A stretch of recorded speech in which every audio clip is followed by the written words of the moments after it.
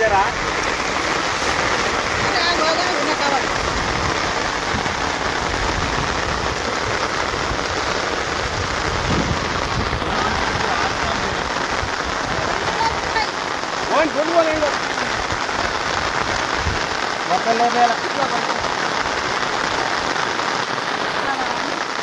बाबू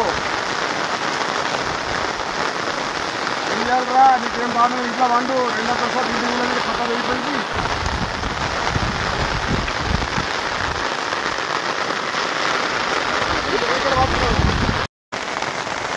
ఈరోజు తెలంగాణ రాష్ట్ర వ్యాప్తంగా కురుస్తున్నటువంటి భారీ వర్షాల కారణంగా నిజామాబాద్ డిస్టిక్ రెడ్ జోన్లో ప్రకటించడం జరిగింది.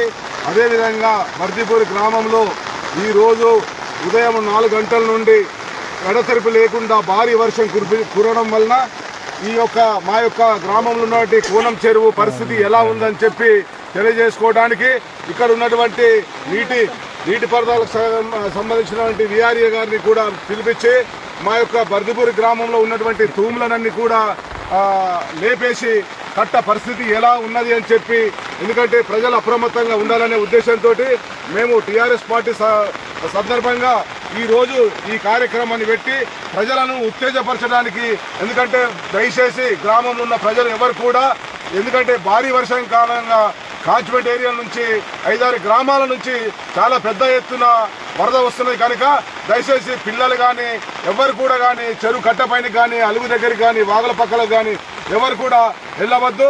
ఎందుకంటే గవర్నమెంట్ ముందే ఆదేశాలు జారీ చేసినది.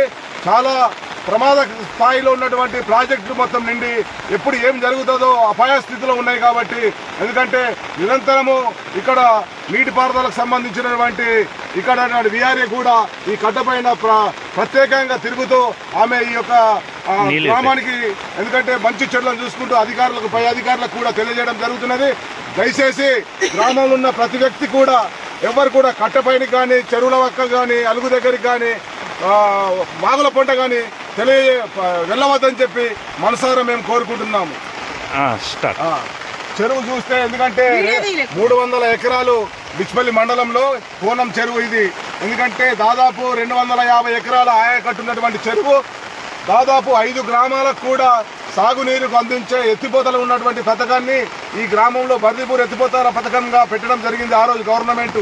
ఎందుకంటే ఈ యొక్క చెరువు చాలా విశాలంగా ఉన్నది కాబట్టి వరద కూడా 5 గ్రామాల నుంచి, ఎందుకంటే దాదాపు డిచ్పల్లి, దూస్గాము, గన్పూరు, నడిపల్లి, ఇందలవాయి, దాదాపు పోలీస్ స్టేషన్ ఏరియా నుంచి కూడా, క్యాంపు దగ్గర నుంచి కూడా, నడిపల్లి ఏరియా నుంచి కూడా వర్షాలు పడి ప్రతి చుక్కబొట్టు ఎక్కడ పడ్డా ఈ చెరువులోకే వస్తుంది కాబట్టి ఈ చెరువుకు బాగా ఆగం ఉంటుంది కాబట్టి దయచేసి రైతులు కానీ గ్రామంలో ఉన్న యువకులు కానీ పెద్దలు కానీ అందరూ కూడా జాగ్రత్త. ఎందుకంటే రాత్రి వేళల కూడా ఏ ప్రమాదం జరిగినా మనందరం కలిసి మన ఊరును మన పిల్లలను మనందరికీ కూడా కాపాడుకోవాల్సిన అవసరం ఎంతైందని తెలియజేస్తూ, దయచేసి ఎవరు కూడా కట్టెలపై కానీ కుంటలపై కానీ అలుగు దగ్గర కానీ ఎవరు కూడా వెళ్ళవద్దని చెప్పి మనవి చేస్తున్నాము.